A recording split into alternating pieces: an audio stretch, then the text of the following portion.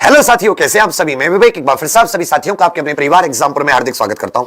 हम हैं एग्जाम्पल कलम से क्रांति। तो आप सभी जानते हैं कि आपकी जो दो भर्ती बहुत महत्वपूर्ण इस साल रहने वाली है इन 6 महीनों में। एक तो ये 26,382 ये यूपी कांस्टेबल, यूपी पुलिस में जो कांस्टेबल का पद होता है ये वाली वैकेंसी, और एक जो सेकंड वैकेंसी बहुत महत्वपूर्ण रहेगी वो रहेगी, अभी ये नहीं पता 850 आएंगी, 900 आएंगी, 1000 आएंगी। कुछ पद इस साल एसआई के भी आने हैं।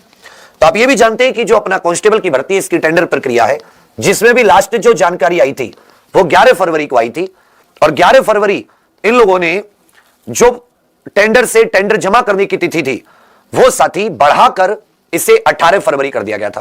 पहले बीच में 10 फरवरी किया गया, फिर उसे बढ़ाकर 18 फरवरी कर दिया गया है। क्या था कि बहुत सारी क्वेरीज थी, मतलब बहुत सारी जो भी संस्थाएं होती हैं जो भी टेंडर जमा करती है, बड़ा टेंडर है, कई करोड़ रुपए का टेंडर है, और बहुत सारी संख्या में लगभग 20 लाख ये बोर्ड ने निश्चित किया था कि 20 लाख के करीब बच्चे ये संभावित है कि फॉर्म भरेंगे। संख्या इससे ज्यादा भी हो सकती है। तो जो कंपनियां होती है वो भी ऐसी होनी चाहिए जिनकी इंटीग्रिटी, ईमानदारी पर उन पे कोई शक ना हो। और अगर उनके कुछ क्वेरीज है तो बोर्ड क्या करता है, टेंडर से पहले, उनके जमा करने से पहले उन सारी कि जिससे कि वो टेंडर खारिज ना हो वो सारी चीजें पूरी कर देता है। तो इसमें जैसे कोई भी, अगर आप देखोगे कि इसमें आप देख रहे थे कि जैसे इसमें था कॉन्फिडेंशियलिटी। कॉन्फिडेंशियलिटी का मतलब है इसमें टेंडर का क्लॉज था पेज नंबर 16 पर कि जो पेपर होता है उस पेपर की उसको गुप्त रखना है कि उसके क्वेश्चन आदि लीक ना हो, और अगर कहीं पर ऐसा हो जाता है तो पेनल्टी लगेंगी और कानूनी एक्शन। समझे मेरी बात। सेलेक्टेड एजेंसी ये नहीं बताएगी कि थर्ड पार्टीज को कोई भी जानकारी नहीं देगी, पेनल्टीज लगेंगी, साथ में कानूनी कार्रवाई भी हो सकती है अगर पेपर लीक होता है एजेंसी की वजह से। अब इसमें चेंज क्या था कि स्टैंडर्ड इंडस्ट्री में क्या है कि पेनल्टी कितनी होनी चाहिए, यह टीसीएस ने मांग की थी कि पेनल्टी कॉन्ट्रैक्ट वैल्यू का 5% होना चाहिए। कि जैसे मान लेता हूं 100 करोड़ का कॉन्ट्रैक्ट है तो इसका 5% निकालोगे तो कितना आएगा, 5 करोड़ की अधिकतम पेनल्टी होनी चाहिए, इससे ज्यादा नहीं। अगर मान लेता हूं कुछ कॉन्फिडेंशियलिटी हो भी जाती है। अब बोर्ड ने यह बात क्या कहा है, बोर्ड ने कहा है कि कॉन्फिडेंशियलिटी उतनी ही होगी जितनी कॉन्ट्रैक्ट की मैक्सिमम वैल्यू है। कि अगर 100 करोड़ का कॉन्ट्रैक्ट है और पेपर लीक होता है या कुछ होता है तो 100 करोड़ रुपए की पेनल्टी लेगी। टीसीएस चाहती कि पेनल्टी 5% हो, लेकिन बोर्ड ने क्या रखा है, बोर्ड ने रखा है कि डिटेल डिस्क्रिप्शन तो एनेक्स्चर में दे दिया है, इसको हम लोग पढ़ेंगे, जरूरी हम लोगों को भी जानना चाहिए। अन्यथा अभी पेनल्टी जैसी थी वैसी रहेगी। ये कुछ चीजें ऐसी होती है कि जो आपको जाननी चाहिए पेपर से संबंधित। एक इन्होंने सेकंड चीज थी कि limitation of liability towards the firm shall not exceed, कि जितनी भी जवाबदेही है वो कॉन्ट्रैक्ट वैल्यू से ज्यादा नहीं होनी चाहिए। अब इसमें सब चाह रहे थे कुछ चेंज करना तो इसको एक्सेप्ट कर दिया गया है। तो ये कुछ पॉइंट थे, बाकी ज्यादातर जो पॉइंट है वो पिछली बार में क्लियर हो चुके थे। हर बार कुछ ना कुछ नई क्वेरीज आ जाती हैं तो बोर्ड इनको सॉल्व कर रहा था। याद रखिएगा, ऑपरेशनल एरर समझो, पेनल्टी कैसे लगेंगी। अगर कोई ऑपरेशनल एरर होता है, जब एप्लीकेशन फॉर्म भरेंगे उस दौरान कोई परेशानी आती है, सर्वर हैंग हो जाता है या कुछ भी, तो 1 लाख रुपए की पेनल्टी लगेगी। सेकंड चीज, अगर मान लेता हूं एडमिट कार्ड के समय पर कुछ दिक्कत आती है कि किसी बच्चे का एडमिट कार्ड नहीं निकला या कुछ भी, तो पर एक एडमिट कार्ड पर दिक्कत 1000 रुपए की पेनल्टी लगेगी। अगर 100 कार्ड पे एडमिट कार्ड पर दिक्कत होती है तो 1000 गुणा 100, मैक्सिमम 25% टोटल कॉन्ट्रैक्ट की। तीसरी बात, अगर एरर क्वेश्चन हुए, गलत क्वेश्चन दिए, आंसर्स आपने गलत दिए, मतलब कंपनी ने रॉन्ग ऑप्शन दिए, तो पेनल्टी 25,000 रुपए होगी पर क्वेश्चन। याद रखिएगा, अगर एजेंसी गलत क्वेश्चन बनाती है या आंसर की गलत देती है तो 25,000 रुपए पर क्वेश्चन पेनल्टी होगी, इसमें भी अधिकतम 25%। आगे क्या कहा गया है कि अगर डुप्लीकेट या रॉन्ग रिजेक्ट किए, मान लो बच्चे ने डुप्लीकेट फॉर्म भर दिया या कैंडिडेट को गलत तरीके से रिजेक्ट कर दिया, या फिर जो इनएलिजिबल कैंडिडेट थे उनका फॉर्म भरवा लिया, या डाटा मिस हो गया, या रिपोर्ट गलत प्रिंट हो गई, तो पर रिकॉर्ड 25,000 रुपए की पेनल्टी इसमें भी लगता। उसके बाद में ऑफलाइन एग्जाम में कुछ भी दिक्कत होती है तो जितने एरर आते हैं, चाहे वो ओएमआर शीट में हो किसी भी प्रकार से, तो 10,000 रुपए की पेनल्टी इसमें, अधिकतम 1%।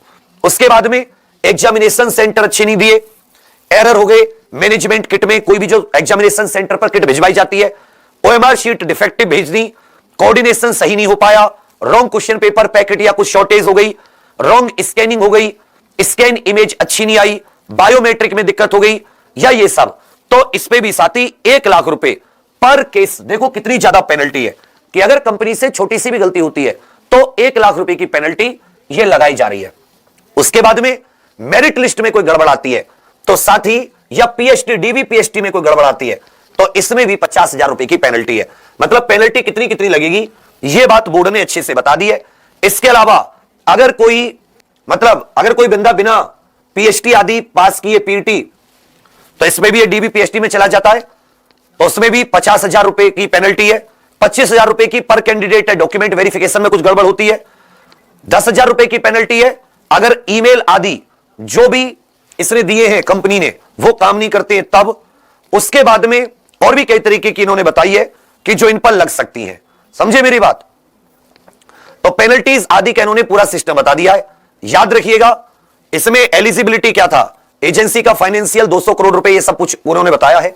तो ये तो टेंडर की बाकी की चीजें, मतलब बोर्ड भी अपनी तरफ से इस भर्ती को बहुत ही मजबूती से, इसलिए कंपनी पर इतने ज्यादा पेनल्टी आदि का जुगाड़ किया गया है जिससे कि कंपनी बिल्कुल सारे प्रोसेस को बहुत ढंग से कराए, क्योंकि जब इन पर पेनल्टी आदि नहीं होती तब फिर ये बहुत ज्यादा दिक्कत हो जाती है। तो ये चीज तो साथ ही इसलिए बोर्ड ने दी है। अब बात आ जाती है कि फॉर्म कब तक आने की संभावना है। तो अभी तो 18 जो फरवरी है ये इनकी टेंडर डेट है कि 18 फरवरी को ये जितनी भी कंपनी है, अब इसमें टीसीएस भी इन्वॉल्व हो गई है। अगर यहां पे आप देखोगे टीसीएस का नाम है, इसका मतलब बाकी सब चीज टीसीएस के लिए ठीक थी, लेकिन टीसीएस ये इसको चाहती थी 5% करना, तो ये टीसीएस भी इसमें इन्वॉल्व हो गई है। एक एनएसईआईटी होती है, एक टीसीएस, यही दो कंपनी है जो मेजरली एग्जाम कराती है। हम तो यही उम्मीद करेंगे कि टीसीएस एग्जाम कराए, क्योंकि पिछली बार की 41,520 और 49,568 ये जितनी भर्तियां थी ये साथी टीसीएस ने ही आई थिंक कराई थी। बाकी अब देखने वाली होगी कि बोर्ड किसके टेंडर को इसमें से एक्सेप्ट करता है। तो 18 फरवरी ये टेंडर जमा होगा, पक्का 10-12 दिन ये ले जाएंगे टेंडर को देखने वेखने में। 10 मार्च को रिजल्ट आ रहा है, और मैं आपसे क्या बोला था कि अगर इनका टेंडर कुछ भी जितना भी हो 15 मार्च के आसपास, तब भी मैं बोला था ये भर्ती शुरू हो जाएगी, इसकी ऑनलाइन फॉर्म भरने शुरू हो जाएंगे। ज्यादा दिन नहीं बचे, 15 अप्रैल तक मान लो फॉर्म भरे जाएंगे, फिर उसके बाद में 40 दिन दे दो तो 15 दिन तो अप्रैल के और 30 दिन मई के, तो मई के एंड में जून के शुरुआत में इसकी एग्जाम डेट आ जाएगी। तो उसी के हिसाब से आप अपना पूरा शेड्यूल बनाएं। जैसा हम लोग एप्लीकेशन पर शेड्यूल बनाते हैं वैसे हम लोग थोड़ा सा आपके लिए बनाएंगे। आपको 40, 45, 50, 60 जितने भी दिन बचे हैं उनका फिर प्रॉपर डे वाइज शेड्यूल देंगे। गांव देहात में जो भी आप बच्चे हैं, थोड़ा सा इंटरनेट अपना अच्छा करवा लीजिए। इंटरनेट की थोड़ा सा इंटरनेट का रिचार्ज पर आपको थोड़ा सा जोर जाएगा, अन्यथा आपको ज्यादा जोर नहीं पड़ने देंगे। और अच्छे कंटेंट के साथ और पुरानी चीजों से सीख लेकर आपको इसमें और बेहतरीन सिखाने की हमारी कोशिश रहेगी। ठीक है भैया, एक डॉक्यूमेंट की बात आती है तो जैसे आप देख रहे हो कि एक फॉर्म अभी यूपी जो आया था ये आपका रेडियो ऑपरेटर वाला आया था नहीं, रेडियो ऑपरेटर वाला। तो एक चीज याद रखिएगा कि जो रेडियो ऑपरेटर वाला फॉर्म आया है इसमें अब तो ये आपका कर्मशाली कर्मचाला जो है, ये कर्मशाला कर्मचारी जिसको कहते हैं, इसका फॉर्म भी भरा जाने लगा है। तो अगर इसमें अगर आप एक चीज देखते हो तो एक आपको बहुत खास चीज मिलेगी कि अगर आप इसकी अधिसूचना देखोगे और अधिसूचना में आप इसमें देखोगे कि भाई कुछ ऐसी जनरल के लिए तो कुछ ज्यादा वो नहीं, बाकी लोगों के लिए ओबीसी आदि के लिए जो डॉक्यूमेंट वो सब है वो बहुत ही महत्वपूर्ण है, उसको थोड़ा सा आप लोग देख लीजिएगा। ये कार्यशाला कर्मचारी का ये 28 तारीख लास्ट डेट है इसकी, इसको आप लोग भर दीजिएगा। इसमें कुछ ऐसे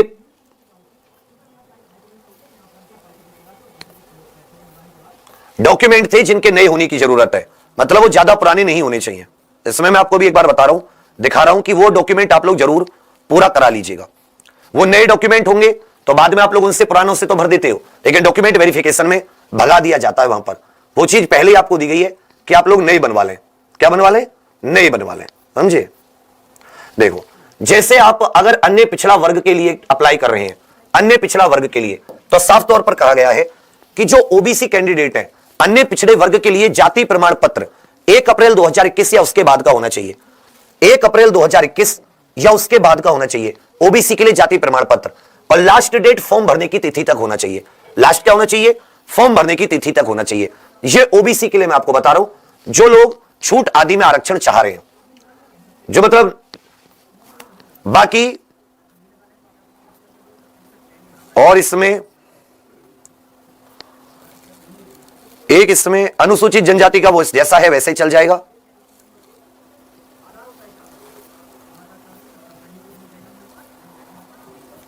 तो इसमें जितने भी मतलब जो ओबीसी वाले कैंडिडेट है और या ये लोग जो हैं जिसको हम लोग इकोनॉमिक वीकर सेक्शन कहते हैं ईडब्ल्यूएस, ये प्रमाण पत्र आपके नहीं होने चाहिए ओबीसी का। और एक जो निवास प्रमाण पत्र होता है निवास प्रमाण पत्र, ये तीनों चीज क्या होनी चाहिए? नई होनी चाहिए। जो भी आप इसमें से दे रहे हो, ईडब्ल्यूएस लगा रहे हो तो वो नया होना चाहिए, ओबीसी लगा रहे हो तो वो आपका पास नया होना चाहिए, और निवास प्रमाण पत्र भी नया बनाने में इतनी दिक्कत नहीं होती। ये कुछ ऐसी चीजें कि जो आपको डॉक्यूमेंट वेरिफिकेशन में बाहर नहीं करते। तो जिस दिन हमारा डॉक्यूमेंट वेरिफिकेशन हुआ था उस दिन अच्छे से याद है 3-4 स्टूडेंट इसी चक्कर में, अब वो बाद में कोर्ट गए हो या बोर्ड में गए हो वो अलग बात है, लेकिन पुराने डॉक्यूमेंट होने की वजह से वो बाहर निकाले गए थे, उनको वहीं से रिजेक्ट कर दिया गया था। तो आप लोग अपनी कुछ डॉक्यूमेंट है जिन्हें आप नया बना ले, जिसमें अन्य पिछड़ा वर्ग की बात इन्होंने कही है कि 1 अप्रैल 2021 से बाद का होना चाहिए।